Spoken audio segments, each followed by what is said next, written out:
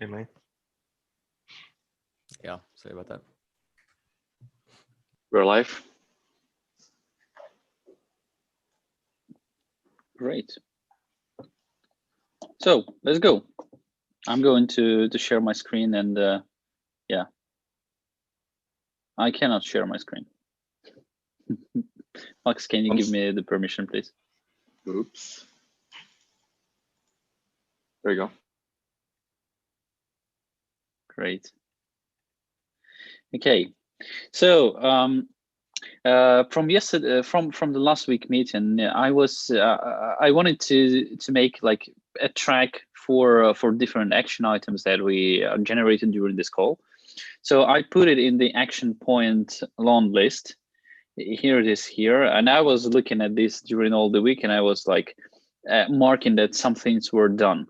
So I just wanted to do a quick review. So we have shared the roadmap for the EVM development, and lots of people were commenting this, and thanks from personally from myself to all of you on this. Thanks for we also done some other stuff.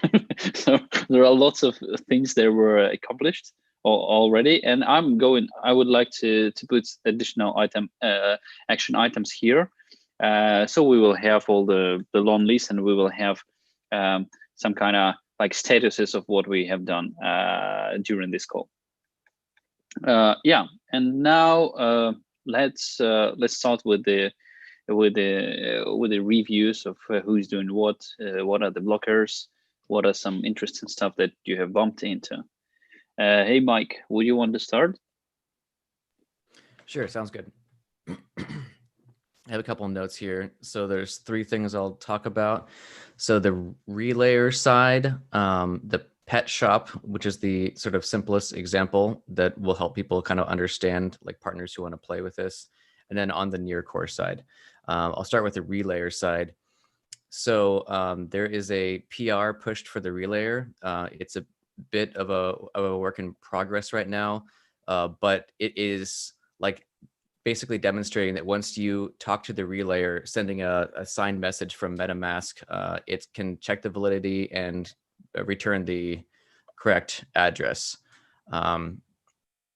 We need to basically take that message, turn it into bytes, and then finally send it to the meta call function. So that's kind of the final step here. But before we do that, I think I'll talk about actually the near core side. So the final push here is getting Rust to recover that address. As I mentioned last week, I saw 2 implementations that didn't work properly for this, and we're just figuring this out right now. I know Ilya is working on this as well, and he may have made some changes since last night that I'm unaware of. I'm really happy to also dive in and work on this. This is probably the most important thing to get done, and we can like, rapidly get through this. If we have the inputs that we are saying, like we gave these inputs to MetaMask and we want to recover it inside of Rust. So there's a test written inside of the EVM precompile branch that is basically saying like, here are the inputs, it should return this address. And currently that's not happening yet, but once that happens, that will unblock basically, I think, all of this. Pet shop. What's the reason? What's the reason for this test not working? Because it seems like it shouldn't be a very big issue. Right. Well, it's like a regular behavior that we are expecting. Right. I think that's a good question. I don't exactly know the answer to that. I think that we're very close to getting it, because we can dissect how it's working in Relayer, because it is able to do that, which is using a MetaMask library called ethsigutil. So we know that it can work, and we can dissect this. I think it's just probably running into a little bit of Rust problems. Maybe there's some mistakes that we're not catching. Can I ask you just in case, do you know that EC recover expects certain pre-appended string in front of the messages? Yeah, so the digest is different for EIP 712 messages. Like it has to start with like 19, because that never happens inside of RLP. And I Yeah. was looking closely this morning and for a while, this week, at how ETH SIG util is doing it and the way that we have it, or Ilya set it up. And I'm not seeing anything wrong, but we just need to look closer, I think. But I mean, like there is like a string which literally says this is being signed by Ethereum or something like that they concatenate in front of messages that needs to be like EC recoverable or something like some stuff like that. Do you aware of it? Yeah, I think I know what you're talking about, and yeah, that is included in this. We're not just trying to EC recover the plain way. Cool, got it. Yeah, so I my sense is that's really close, and that I think, that could be done possibly today. I mentioned before, I think it would be. I know we have to watch out for the scope in terms of meta transactions. I am just sort of pushing for us trying to get this by Wednesday, and if not, then we can descope a little bit. Anyway, on the pet shop side, this is the last piece. So currently I have like a hard-coded key that works. Mike, one question. Can we, since this is the issue that is like the second call, during the second call is appearing, maybe we can do some kind of action item here. And what do you think that what can be here an action item to solve this issue? Who is the code owner of the EC recovery? Is it Ilya? I would say it's like Ilya and myself. I think he has been stealing time to do this, but I don't think this is his full-time thing. So I would love to be the code owner on this and just get the latest updates. I think it'd be a very interesting and challenging thing. So I guess you could consider me the code owner, and I can make sure that I'm communicating with Ilya. On the Rust side. Yeah. Okay. So no action item here. So you will just continue to do different stuff here. Do you need any help maybe with this problem? I don't foresee that yet. I think probably the weirdest part would be figuring out how Rust wants to do certain things, but some of the code that Ilya has recently done, demystifies a lot of that. So I don't think so, but I would say the action item is like report back any trouble if I can't get this recovered by like Wednesday, hopefully way sooner than that. Okay, well, maybe we can do it. So if you are saying that the Wednesday is like a decision day on the scope, and maybe you can report this on the morning of Tuesday, and we will have like additional 2 days so somebody can take a look into this stuff. That sounds great. What do you think? Okay, great. And then last item, sorry, I'm talking so much. Or did someone just say something? I have a question on the relayer side. It's like, do we have a deadline for relaying a message? So the relayer cannot hold it forever. Is it guarded by nonce? Or so the signed message actually has the nonce in there, so no one can, that's part of the signed message, if that makes sense.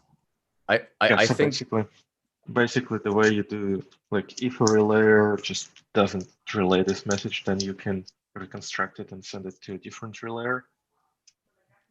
Sure, yeah. Okay.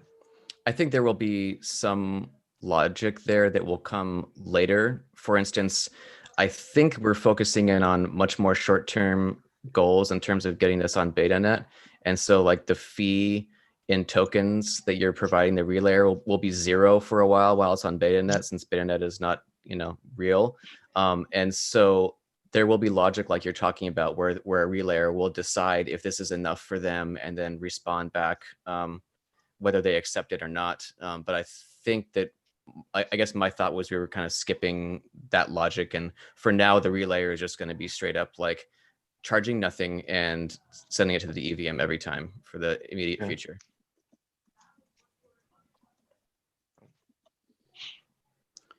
The last one here is the pet shop. So as a reminder, like we currently only have this EVM precompile near core branch running on a single GCP node. And I also have this running on my local node. So I have the pet shop has basically a hard-coded key that works for both the GCP and local node. We obviously want, once this goes on BetaNet, to have people log in with wallet if they're going to be like doing the adopt a pet using their Near account. The GCP node doesn't have a wallet, so that'll be a little bit better when we go to BetaNet. So I need to kind of rework the pet shop to have like a traditional, just it shouldn't be hard, traditional like login, store this information inside of the local what's it called, browser local storage instead of the in-memory key store.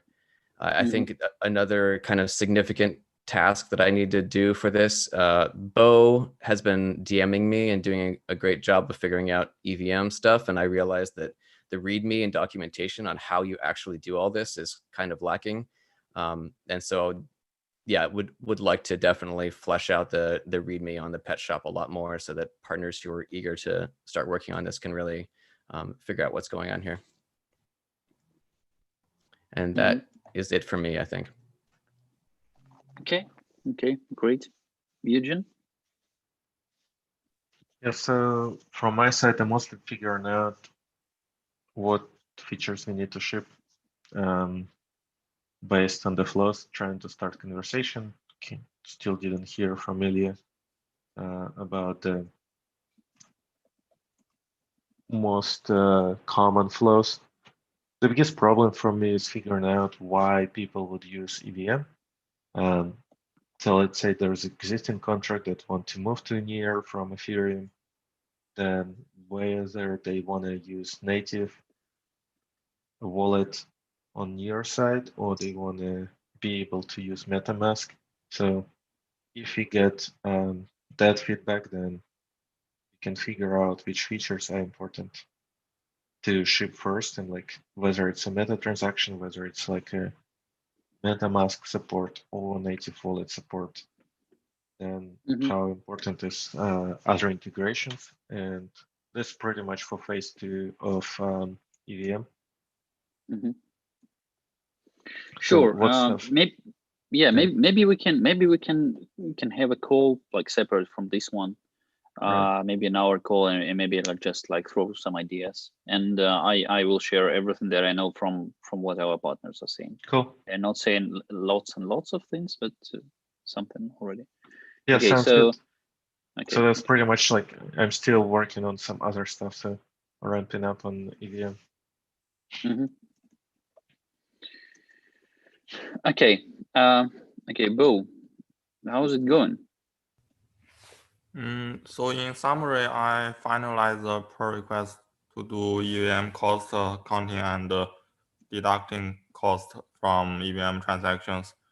In detail, like I carefully go through the code and correct a few cases like sending money, get code, view account, and like in a few scenarios, the EVM is not bootstrapped. We just play with near state, so that part of cost should not involve EVM related cost.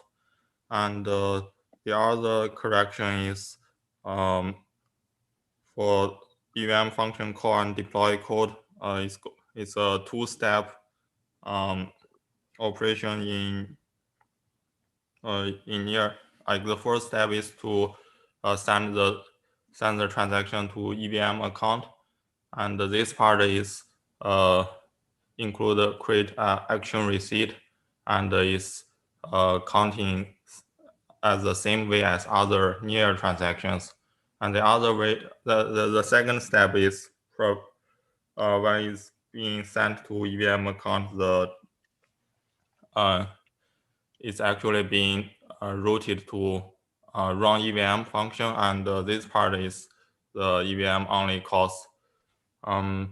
So the first step is being correctly measured and like more accurately measured and deducted in our existing code by the transaction cost TX cost function. And the second part, so I only measure the second part by only measure process transaction until no receipt. From what I adding a lot of trace to confirm that the first part is already been deducted and the second part only happens during the process transaction until no receipt function. So so add up the total cost is correct, and now EVM cost only counting the second part, and it's also becomes even less volatile than last week. Like from what I saw, the 20% becomes like less than 10%, but I didn't run for many times because now it's 200K accounts takes like 2 hours to run. And then I'm trying to add in the balancer test to the balancer contract truffle test with near EVM near Web3 provider. I encountered several issues, and it's probably resolved by what Mike has suggested. Like Ilya has a forked version of balancer contracts. I haven't yet tried that, but hopefully that will work. And if so, I'll adding that to our nightly suit. What about the coverage of the near Web3 provider? Because it is not implementing all of the standard interface of the Web3 provider. Does balancer call in these specific functions or not? Have you able to take a look into this? So possible answer is all 43 of their tests do pass, which makes me think that it's working insufficient. Okay, so it is sufficient. That's great. So what then if it is passing, then what are the issues at the moment?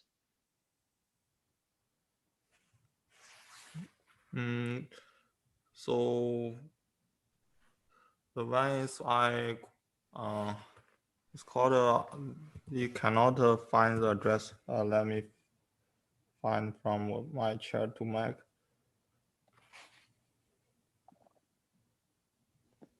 It's saying while doing truffle migration, that's doing deploying contract to EVM contract to the near node is saying the address is unknown and your key store doesn't cover this address.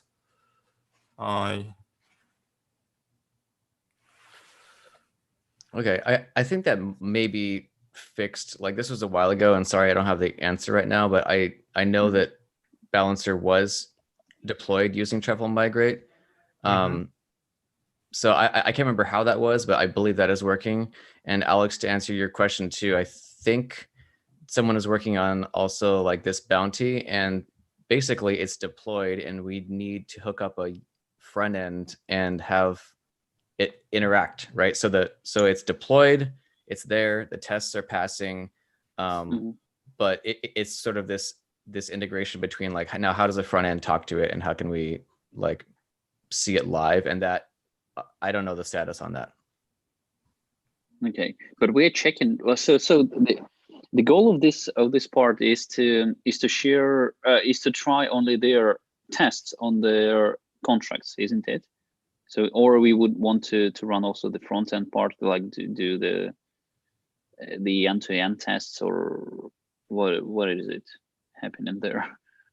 So I thought that we are testing only the contract, isn't it? So the truffle tests are passing. The tests that they wrote are passing using using our the near stuff. Web3 provider. Okay. Yeah. Okay, then that's great. So this can be for us an indicator that our EVM is working properly, well, together with the Web3 provider. Okay. Yep. Okay, great. Any additional things to mention? Because I believe we are running a little bit out of time. No? Yeah, I would like to ask, Eugene, who is a TL of the EVM. Eugene, what do you think Arto should be working on since he's, yeah, so Arto actually raised the hand. Arto, you wanted to say something? I Please had a go ahead. question for Bo.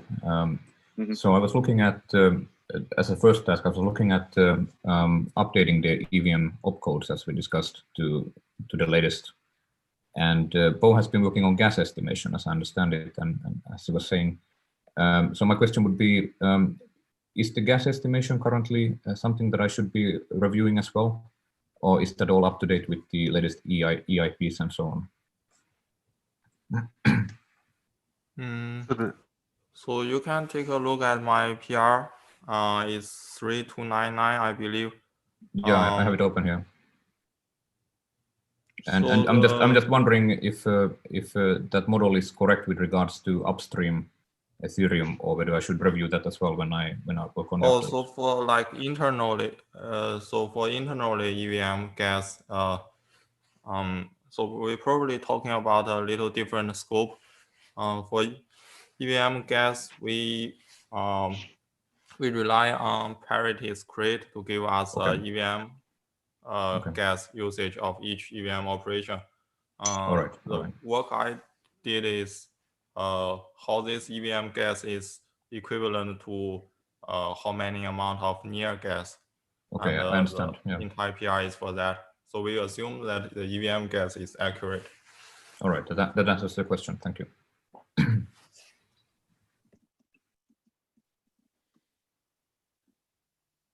Yeah, and back to Eugene. yeah, so if you update in the EVM, Yes. Yes. Yeah. Continue. Just continue. then then gas seems like also needs to be reviewed on EVM side, not on near side. Right. Yeah, I'll tackle that first. Today, as a quick update, today I've been reading all the different issues and trying to get a handle on this big project. And I'm beginning on setting up the development environment now. And on Monday, I expect to be producing something. Awesome. Yeah, welcome. Thank you. So I think next week I'll have more time on EVM, spent on EVM, and they'll pretty much give an update on like how we actually ship it in more technical details. So I already talked to Alex Shevchenko about this, and that's pretty much mostly related to different phases of release. And the first one is betanet release, which allows us to fork it as frequent as we want, so we can push straight to master without worrying about being legacy supported. But once we actually migrate out of betanet into, let's say, a testnet, so we are ready to cut it, at this moment we pretty much cannot have changes that are breaking the protocol. So like any change to the config or to fees has to be done through a protocol upgrade. And so the scope should be when we want to pick this like moment where we think this is enough and we're confident we don't need to change it as frequently anymore and ready to move to something that can be upgraded. And since we already know that we'll have to upgrade it eventually, maybe we should think how we can design it in such a way that we will be able to support like previous protocol for and also next protocol, and depending on like how we design features.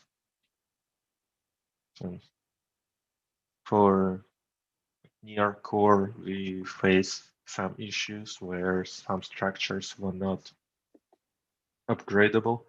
So for EVM, we can avoid it to wrap into enums early on to be able to like migrate to the new data structure later on without breaking the like root structure. So I can present this type of stuff for the next meeting. Okay, so how can we mark this? Say just upgradability of like future proof upgradability of EVM.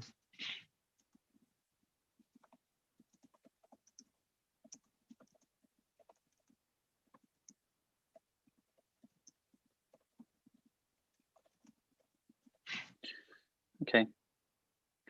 Okay, yeah, and one additional thing, probably all of you know that during the next Monday we have a public town hall, so we need to update the community on the EVM status, and taking into account that we have like in general consensus on the stages of the development of the EVM, I would propose to you in the following half an hour or maybe less than that, an approach how we are going to communicate this. And this is only the proposal, so please, inside of our internal channels, vote whether it is okay with you or not, and let's make this decision how we're going to communicate this. That's it. Okay, great. Then it seems like we finished. Thanks everybody for the call. Right, thank you. Bye-bye. Right.